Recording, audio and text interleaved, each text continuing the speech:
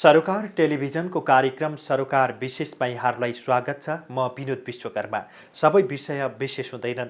सामाजिक, राजनीतिक, आर्थिक र समग्र मानव जातिको हितको निम्ति गरिने हरेक विषय विशेष हुन्छन्। समाजको हितमा गरिने हरेक कार्यको सम्मान गर्दै समाजको हित विपरीतका कार्यको भण्डाफोर गर्ने विषयवस्तु सरोकार विशेषको प्राथमिकतामा पर्ने गरेका छन्।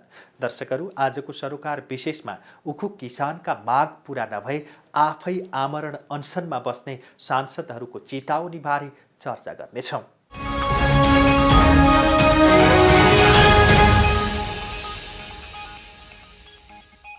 मंगलबार सिंहदरबारमा बसेको प्रतिनिधि सभा अन्तर्गतको सार्वजनिक लेखा समितिको बैठकमा उखु किसानको भुक्तानीको समस्या तत्काल समाधान नभए सांसदहरू आफैले आन्दोलन गरेर सरकारलाई घुँडा टेकाउने चेतावनी दिएका छन्। सांसदहरूले उठाएका प्रश्नको जवाब दिँदै उद्योग वाणिज्य तथा आपूर्ति मन्त्रालयका सचिव दिनेश भट्टराईले मन्त्रालयले उखु किसानको भुक्तानीका लागि प्रयास गरिरहेको बताए। झण्डै 1 अर्ब 70 करोड बक्यौता भएकामा मन्त्रालयले झण्डै 8 करोडमा झारेको उनले समितिलाई जानकारी गराए। उखु किसानको आन्दोलन सम्झौतामा टुङ्गिए पनि उनीहरूको पसिनाको मूल्य भने अझै टुङ्गिएको छैन।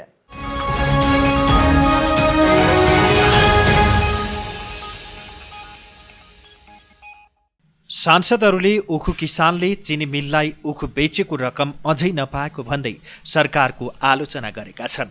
मंगलबार प्रतिनिधि सभाको सार्वजनिक लेखा समितिको बैठकमा सहभागी सांसदहरूले समयमै उखुको मूल्य निर्धारण नगर्ने र किसानले मिललाई बेचेको उखुको भुक्तानी दिलाउन पहल नगरेको भन्दै सरकारको आलोचना गरेका हुन्। उनीहरूले संसदीय समितिले उखु किसानको विषयमा पटक पटक दिएको निर्देशन पनि पालना नभएको भन्दै विरोध जनाए। सत्तारूढ नेकपा माओवादी केन्द्रका सांसद अमनलाल मोदीले सरकारले तत्काल उखु किसानको बक्यौता रकम भुक्तानी नगरे माइतीघर मण्डलामा आमरण अनसन बस्ने चेतावनी दिए। सांसद मोदीले उखु किसानले पटक पटक आन्दोलन गर्दा पनि सरकारले उनीहरूलाई भुक्तानी नदिएको भन्दै अब आफै आमरण अनसनमा बसेर भुक्तानी दिलाइ छोड्ने अठोट समेत व्यक्त गरे। हाम्रो विषय जहाँको त्यही हुन्छ, तपाईहरुको चाहिँ सबै नयाँ बन्दै जान्छ र जनताले पाउनुपर्ने हरेक विषयवस्तु चाहिँ पाइपलाइनमा बसेका विषयवस्तु प्राप्त गरिराखेको हुँदैन। त्यही सन्दर्भमा मैले जोड्न कहाँ खोजेको उखु किसान आज तपाईहरु 3 जना मन्त्रालय या चावडा मन्त्रालय भनौँ न चाहिँ यहाँ उपस्थित हुन्छ सम्बन्धित निकायका सचिवहरू। म केही समसामयिक विषय पनि भन्न चाहन्छु। उखु किसान मात्र होइन, किसानको पनि कुरा त्यतिकै छ। उखु किसानले त पैसा पाएन, किसानहरूले मल पाएको हुँदैन। पटक पटक यो विषयवस्तु संसदमा आउँछ। सिँचाइ पाउँदैन, उनीहरूले उत्पादन गरेको आफ्नो वस्तुको मूल्य पाउँदैन। त्यसपछि ती मान्छेहरू आफूले उत्पादन गरेको बजारमा विभिन्न कुराहरू नपाइसकेपछि वेस्टेज गइरहेको हुन्छ। ती कति किसानहरू यति मारमा परेको छ कि त्यो कल्पना भन्दा बाहिरको कुरा हो। त्यो किसानहरूको बारेमा आज चाहिँ हामी संसददेखि लिएर सम्बन्धित निकाय यदि सेन्सिटिभ भएन भने हामी सबै मान्छेहरू त्यही किसानबाट उत्पादन गरेको सबै वस्तुहरू किनेर यहाँ काठमाडौँ बसेको मान्छे सबभन्दा पीडा हुनुपर्ने। यहाँ धान फल्दैन, गहुँ फल्दैन, दाल फल्दैन, सबै मान्छे जति कुदिरहेको हुन्छ। म यसो सम्झिन्छु, काठमाडौँ केही फल्दैन, पिसाब फेर्दा पनि पैसा लाग्छ, पानी खाँदा पनि पैसा लाग्छ, अनि जति मान्छे कुदे सबै पैसाको पछि कुदिरहेको छ जस्तो लाग्छ मलाई। किनभने सबै किनेर खानुपर्ने, त्यो उत्पादन गर्ने त किसान हो, हामी जस्तै किसान हो।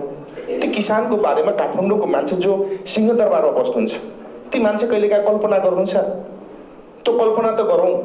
त्यो कल्पना गर्दाखेरि हामी किसानका छोराछोरी र हामीले उत्पादन गरेका वस्तुहरू कसरी उत्पादन गरेर तपाईँहरूलाई खुवाइरहेका छौँ, ती मान्छेहरूलाई यदि साँच्चै न्याय दिन सकेन ती मान्छेहरू के गर्छन् र कहिलेका कल्पना गरौँ। तपाईँ हामी नीति निर्माण बसेको त्यो कुरा पनि एउटा चाहिँ तपाईँ हामी सोचौँ। साँच्चै भनेको यो एकदम सिरियसली कुरा हो। त्यही सँगसँगै जहाँसम्म उखु किसानको बारेमा छ, त्यो उखु किसान यदि वास्तवमा हामी पटक पटक लेखा समितिबाट निर्देशन सहितको चाहिँ तपाईँहरूले पैसा दिनको निम्ति बारम्बार तागेता गर्दा पनि अहिलेसम्म प्राप्त गरेको छैन। राज्यले दिनुपर्ने कुराहरू दिनुभयो, ल ठिक छ। राज्यले सब्सिडीको कुरा गर्नु छ, ठिक छ, त्यसमा केही छैन। जो उद्योग कल कारखानाबाट दिनुपर्ने पैसा तपाईँहरूले पनि कारबाहीको सिफारिस गर्नुहोला, पैसा रोका गर्नुहोला, के गर्नुहोला, त्यो पनि ठिक छ। तर वर्षौँदेखि 4-5 वर्षदेखि जो उखु किसानले पैसा नपाइसकेपछि, उखु किसानले मान्छेहरूले चाहिँ जुन तरिकाले पैसा नपाइसकेपछि हामीले राज्यबाट किन अझै पैसा दिन सक्दैनौँ? हामी बिरामी पर्दा राज्यबाट करोडौँ पैसा पनि लिन सक्छौँ, गाडी घोडा किन्नको निम्ति करोडौँ पैसा गर्न सक्छौँ। यी सबै चाहिँ फजुल खर्च गर्नको निम्ति करोडौँ निर्णय गर्छ एउटा किसानले। अहिले त बरु पछि उद्योगहरूसँग कुनै किसिमको क्षतिपूर्तिको रूपमा केही नलिनु होला, तर अहिले सरकारले जो 8 करोड 10 करोड पैसा त दिन सकिहाल्नुहुन्छ नि। कुनै न कुनै मोडलबाट त्यो दिउँ, राज्यले दिउँ, पछि चाहिँ उद्योगहरूसँग लिने गरी चाहिँ कुनै न कुनै मोडल, या होइन भने मैले अघि पनि भने, फेरि पनि भन्दैछु, हामी फजुल खर्च गर्न, मान्छे बिरामी पर्दा करोडौँ खर्च गर्न, त्यसै तपाईँलाई सहयोग गर्न, मन्त्री परिषदबाट निर्णय गर्न, त्यो राम्रो काम गर्नको निम्ति किन दिन सक्दैनौँ? त्यो पनि गरौँ। सांसद मोदीले उखु किसानको भुक्तानी दिलाउने गरी आवश्यक मोडेल बनाउन सरकारलाई कुनै समस्या नरहेको बताए। उनले भने अब किसानहरूले आन्दोलन गर्नु पर्दैन, हामी आन्दोलन गर्छौं माइतीघर मण्डलामा, अनसन हामी बस्छौं, हामी आमरण अनसन बसेर पनि आन्दोलन गरेर पनि सरकारलाई खुँडा टेकाउँछौं। सांसद अमनलाल मोदीले उखुको उचित मूल्य नपाउनु र बिक्री भएको उखुको भुक्तानी समयमा नपाउनु दुःखद भएको बताए। किसानहरूले अझै पनि चिनी मिलबाट 8 करोड 70 लाख रुपियाँ भुक्तानी लिन बाँकी भएको उनको भनाइ छ। बजारमा महँगी बढिरहेको छ। एउटा अहिले चाहिँ यहाँ कागज सहयोगीको 26,000 पैसा होला, अधिकृतको 37,000 36,000 पैसा होला। तर आज जो मजदुर छ, उद्योग मन्त्रालयको साथीहरू हुन्छ, यहाँ भन्छु, तपाईँ मजदुरहरूले 13-14,000 पैसामा 12,000 पैसामा काम गरिराख्नु भएको छ। फेरि यति ठेकदार प्रथा सुरु भइसकेको छ कि मजदुरमाथि यति शोषण गरिराखेको चाहिँ श्रमको मूल्य नै पाउँदैनन्। त्यसो यो बारेमा पनि तपाईँ सेन्सिटिभ, मजदुरहरूले अहिले खान लाउने स्थिति छैन। मजदुरहरूको समस्या जुनको त्यो तपाईँलाई चाहिँ उनीहरूको चाहिँ बजार महँगीको कारणले यिनीहरू ती 12,000ले जुन तलबको जो बालबच्चा पढाउनु पर्ने, खानुपर्ने महँगी जो दुनियाँ छ, ती कुराले पुग्दैन। तर मजदुरको बारेमा पनि हामी सोध्नु पर्ने हुन्छ। तर किसान र मजदुरको बारे जो प्रश्न उठिरहेको छ, ती कुराहरूलाई पनि सेन्सिटिभ तरिकाले लिउँ। र अर्को कुरा, यदि अब अन्तिम कुरामा अब मजदुरहरू किसानहरूको बारेमा राज्यले सुन्दैन भने संसद त चल्दैन, संसद चलेको छैन, अवरोध छ। र किसानहरूले अब आन्दोलन गर्नु पर्दैन, उखुको किसानहरूले या किसानहरूले जो मनको कुरा गरे उखु किसानको बारेमा, अब म चाहिँ अथवा सम्बन्धित ठाउँमा गर्नु, अब किसानहरू माइती मण्डल आउँदैन, हामी आमरण अनसन बस्छौँ, अनसन हामी बस्छौँ, आन्दोलन हामी गर्छौँ, यो कुरा चाहिँ घोषणा हो। यदि हामी सांसदहरू नै बस्यौँ भने म त बस्छु, तपाईँलाई चाहिँ यो कुराहरू सल्टाउनु भने हामी आमरण अनसन बसेर पनि आन्दोलन गरेर पनि तपाईँलाई चाहिँ घुँडा टेकाउँछु। तर यो कुरालाई पनि तपाईँ त्यत्तिकै हिक्का राखेर जो मजदुर किसानहरूको बारेमा, यी चाहिँ उखु किसानको बारेमा हामी सेन्सिटिभ तरिकाले जो कुराहरू उठाइराखेका छौँ, ती कुराहरू चाहिँ सम्बन्धित निकायका साथीहरूले चाहिँ ध्यान दियोस्।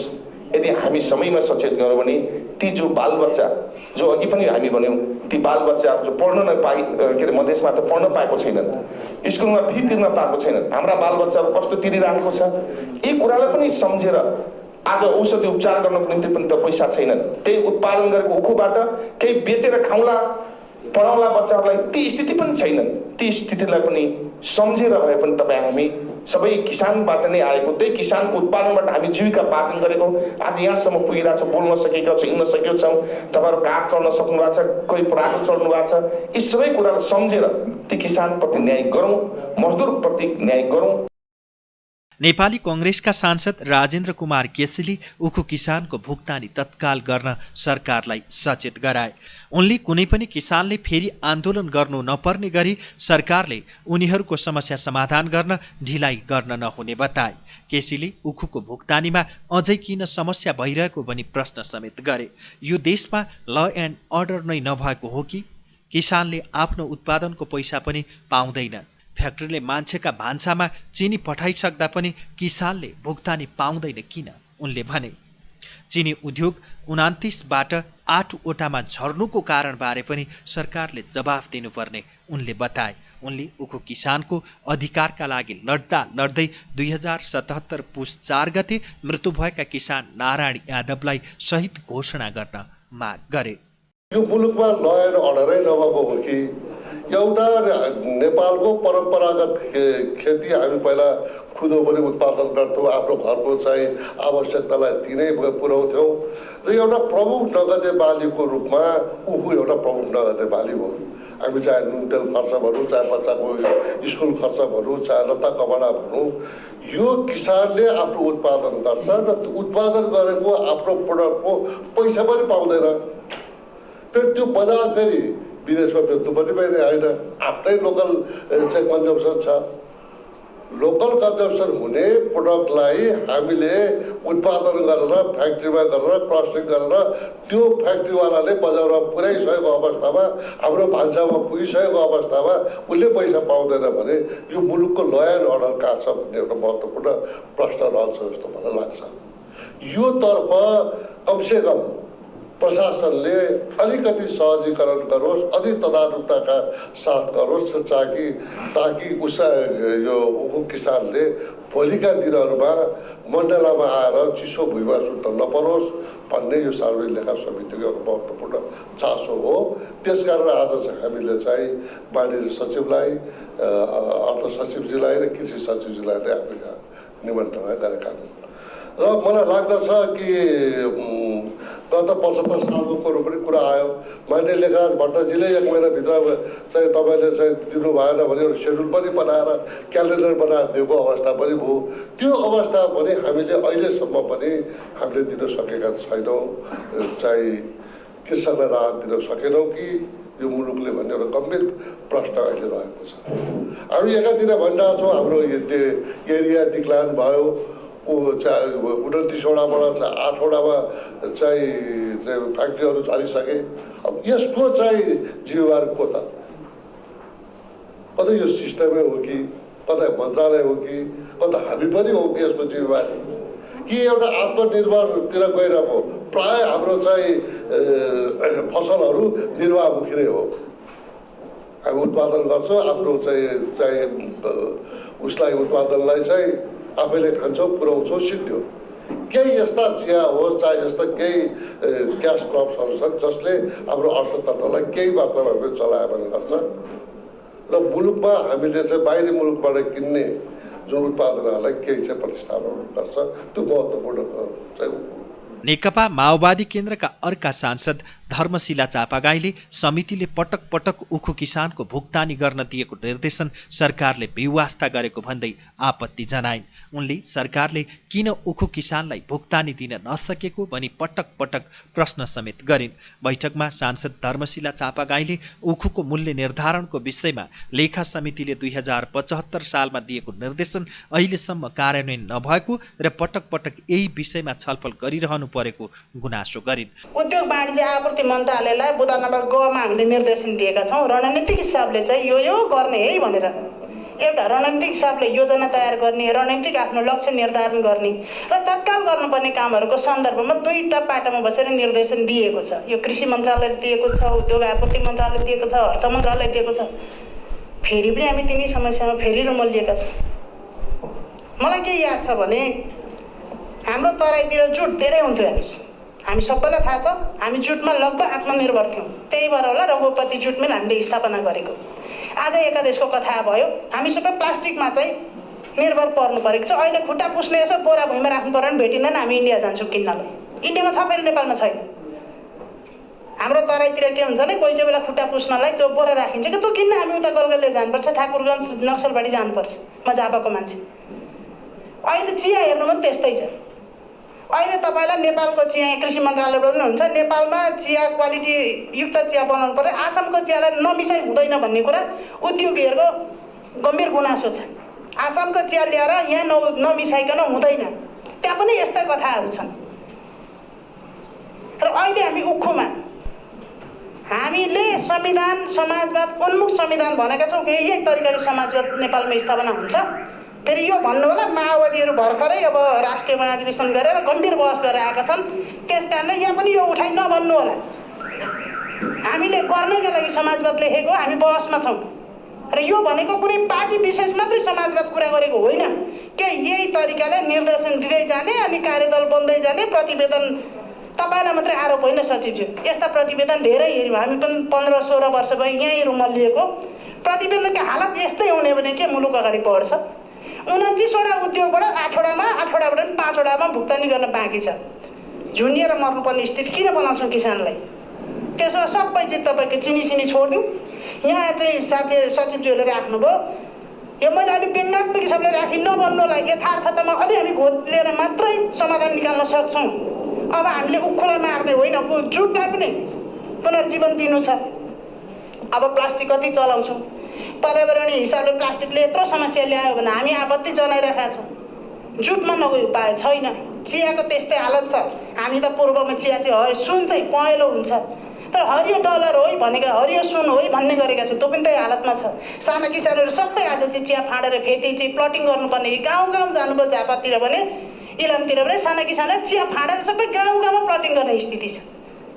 सांसद पार्वती विसुङखेली मुखले भुइँ मान्छेको कुरा गर्ने तर खासमा साहु महार्जनकै हित गर्ने प्रवृत्ति देखिएको बताए।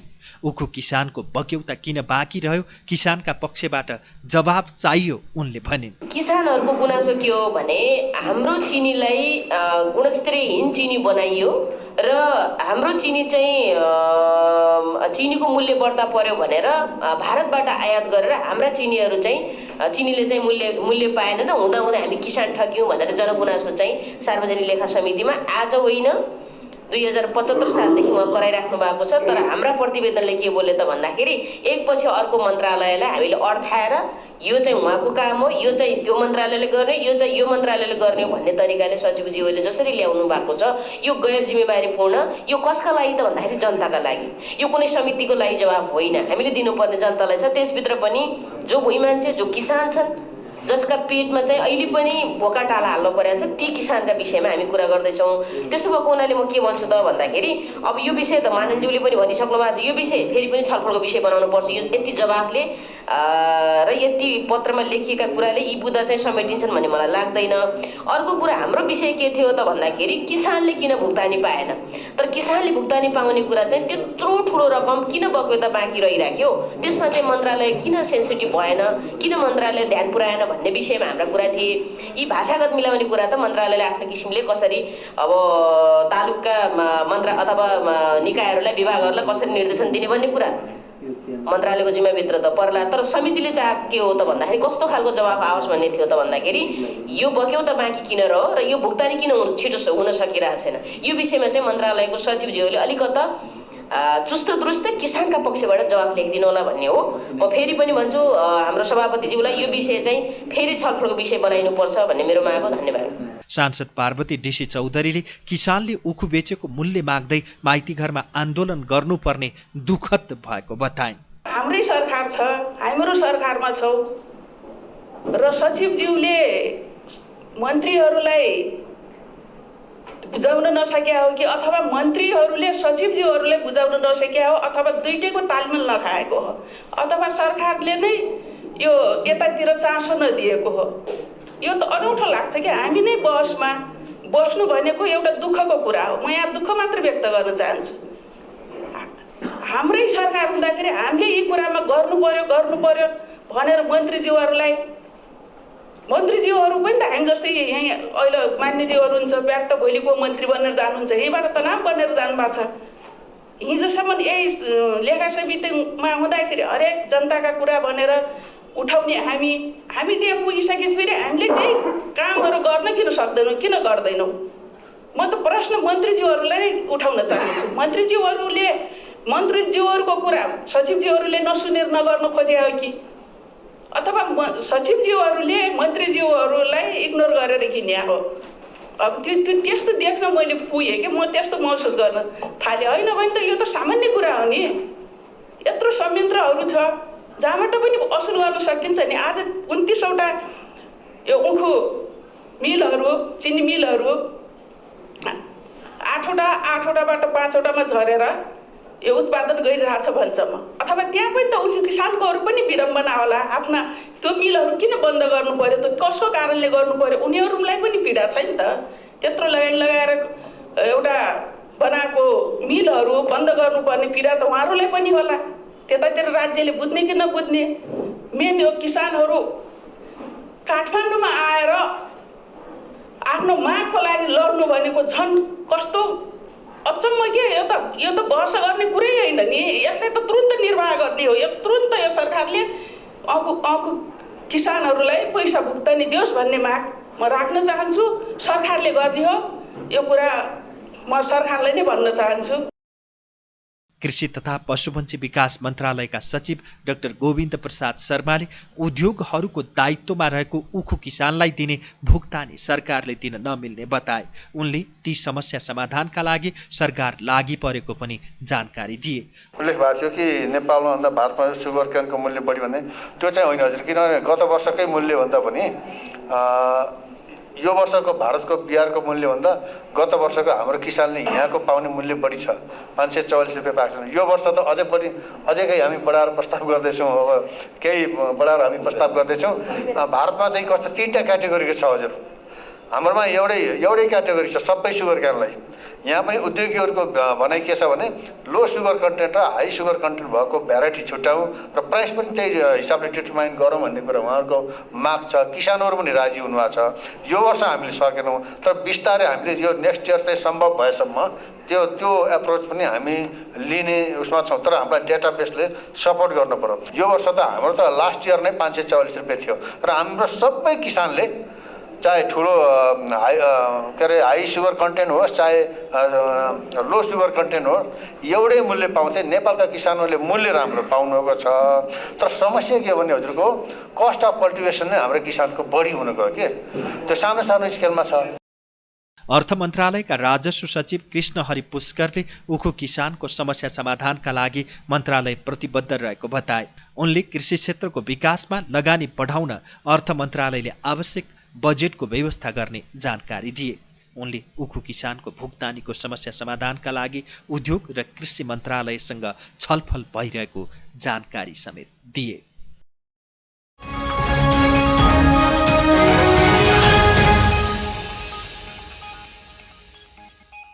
दर्शकहरू, आजको सरोकार विशेषमा उखु किसानका माग पूरा नभए आफै आमरण अनसनमा बस्ने सांसदहरूको चेतावनीबारे तयार पारिएको सामग्री प्रस्तुत गर्यौं।